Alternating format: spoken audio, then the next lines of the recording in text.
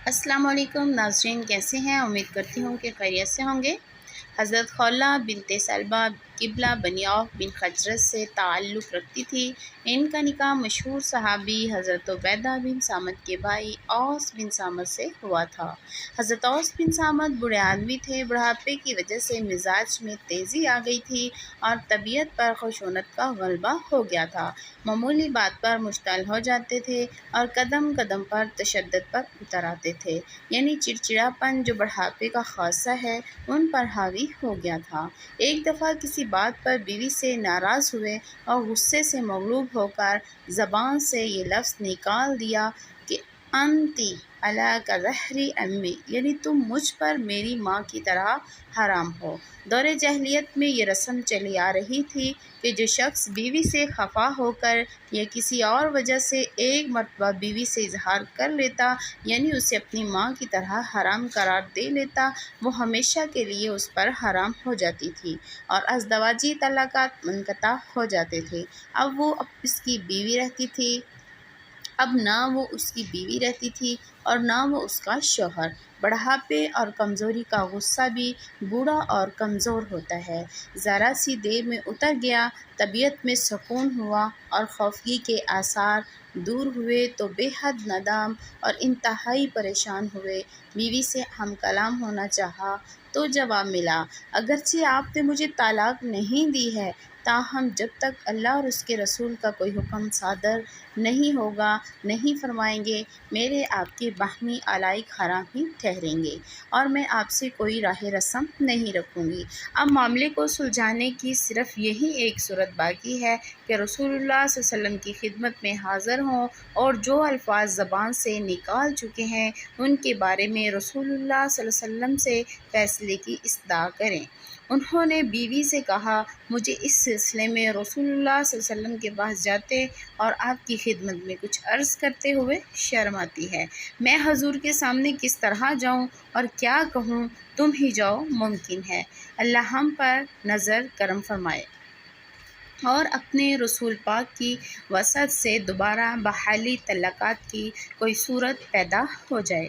चनाचे खौला तैयार हुई और हज़रत आयशा के मकान पर रसूलुल्लाह सल्लल्लाहु अलैहि वसल्लम की खिदमत में हाज़िर हुई। आपने आने की वजह दरियाफ़्त की तो बोली, ए अल्लाह के रसूल, आपको मालूम है औस जो मेरे शौहर हैं, चचाज़ाद भी हैं और मुझे बहुत ही महबूब हैं। इनकी तेज़ तबाह तंदो मिजाजी और ज़ाइफ़ व पैरवी से भी आप अच्छी तरह वाकिफ़ हैं। उन्होंने गुस्से की हालत में मुझे ऐसी बात कह दी है जो मैं हल्फिया कहती हूँ कि तलाक नहीं है। उन्होंने मुझे अंती अला का ज़हरी अम्मी कहा है। रसूलुल्लाह सल्लल्लाहु अलैहि वसल्लम ने फरमाया, अब तो तुम उस पर हराम हो।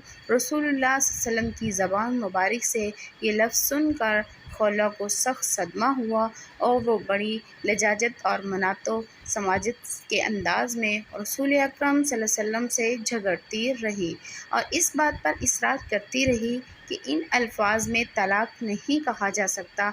जब देखा कि रसूलुल्लाह सल्लल्लाहु अलैहि वसल्लम इनके हम नवा और मुवद्दा नहीं हैं तो नहायत मायूस हुई और वहीं बैठे बैठे हाथ उठाकर अल्लाह से इन अल्फाज में दुआ मांगी, ए अल्लाह, मैं तेरी बारगाह में हाज़िर हूँ, तुझसे अपनी सबसे बड़ी तकलीफ़ और अपने शौहर औस की जुदाई के रिंजो एहसास की शिकायत करती हूँ।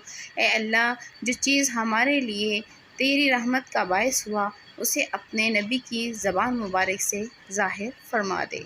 मैं एक बेबस और नातवा औरत हूँ और तेरे ही फ़ज़्ल व करम की तलबगार हूँ। हज़रत आयशा रज़ियल्लाहु तआला अन्हा का कहना है कि खौला की रसूलुल्लाह सल्लल्लाहु अलैहि वसल्लम के साथ गुफ्तगू और अल्लाह से दुआ और लाहा का ये मंज़र इस कदर दर्दनाक था कि मेरी और मेरे घर के तमाम अफराद की हमदर्दियाँ खौला की तरफ मुंतकिल हो गई और इसकी तकलीफ़ से मुतासिर होकर बेख्तियार हमारी आँखों से आंसू जारी हो गए। इस कैफियत पर अभी ज़्यादा देर ना गुजरी थी कि रसूलुल्लाह सल्लल्लाहु अलैहि वसल्लम पर वही कैफियत तारी हो गई जो नज़ूल वही के वक्त हुआ करती थी।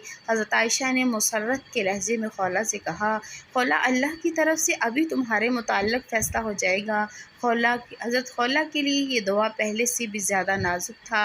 یہ وقت پہلے سے بھی زیادہ نازک تھا اور وہ یاس و امید کے کشمکش میں مبتلا تھی۔ خطرہ تھا کہ اوس کے الفاظ طلاق کے حکم میں آ جائیں اور تفریق و جدائی کا حکم صادر ہو جائے۔ خولہ رضی اللہ تعالیٰ عنہا سخت بے-تابی کے عالم میں بیٹھی تھی کہ رسول اللہ صلی اللہ علیہ وسلم کی طرف نگاہ اٹھائی، آپ کے لبوں پر تبسم کھیل رہا تھا۔ یہ دیکھ کر خولہ کی امید بندھی اور جذبات مسرت سے کھڑی ہو گئی۔ رسول اللہ صلی اللہ علیہ وسلم نے فرمایا، خولہ، اللہ نے تمہارا فیصلہ کر دیا ہے۔ پھر آپ نے آخر تک یہ آیت پڑھی جو ابھی ابھی بذریعہ وحی آپ صلی اللہ علیہ وسلم پر اللہ کی طرف سے نازل ہوئی تھی۔ ترجمہ: اس کا مطلب یہ ہے کہ اللہ نے اس عورت کی بات سن لی جو آپ کے پاس اپنے شوہر کے بارے میں جھگڑ رہی تھی۔ چونکہ خولہ رضی اللہ تعالیٰ عنہا نے اپنے شوہر اوس کے مسئلے پر رسول اللہ صلی اللہ علیہ وسلم سے جھگڑا کیا تھا اور شوہر کے الفاظ کو طلاق سے تعبیر کرنے کے متعلق رسول اللہ صلی اللہ علیہ وسلم سے اظہار اختلاف کیا تھا، اس لیے اس صورت کا نام بھی مجادلہ ہے اور اس کا آغاز انہی الفاظ سے ہوا۔ اس صورت مبارکہ کے روح سے حضرت خولہ کا یہ خطرہ دور ہو گیا کہ ان کے شوہر کے الفاظ طلاق کے مفہوم میں آتے ہیں۔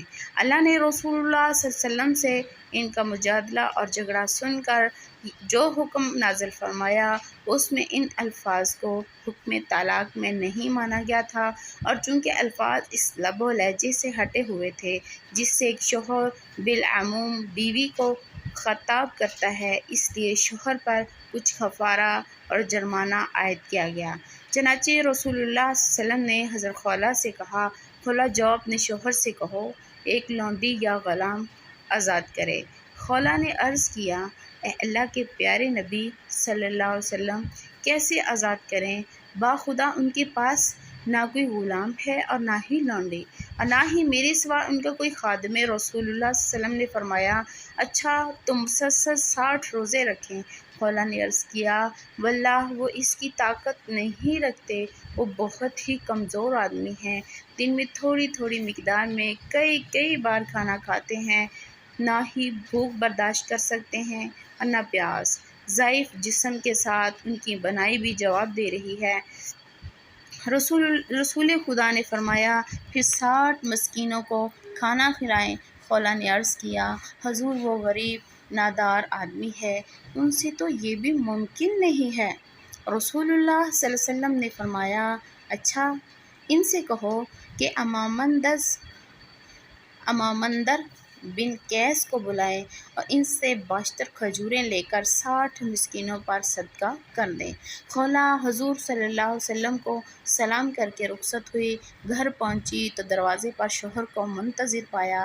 بے-تابی سے پوچھا، کہو خولہ کیا ہوا؟ جواب دیا، آپ خوش نصیب ہیں۔